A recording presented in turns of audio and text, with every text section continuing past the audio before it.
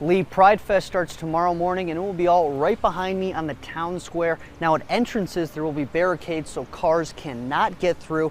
Organizers hired private security and will have volunteers. Also members of the Greene County Sheriff's Department, who are also volunteers, will be in plain clothes to blend in with the crowd. Everyone wants to have fun and highlight safety.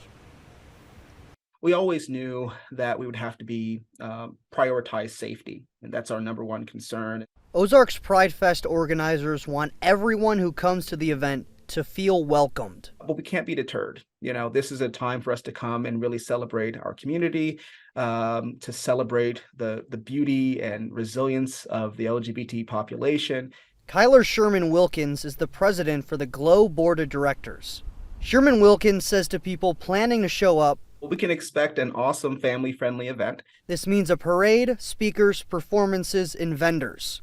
Sherman Wilkins says if there are any issues, volunteers with Ozark Pride lanyards will be easy to spot. So just make sure that you stay vigilant and report things. Travel in groups. Organizers understand there may be protesters. One of the beautiful things about being in this country is that we do have the right to protest. So just ignore the protesters if they are indeed there. Sherman Wilkins says security will be there if there are any problems, and hope it goes without a hitch. Now more than ever, the community feels they really need to be in community with each other.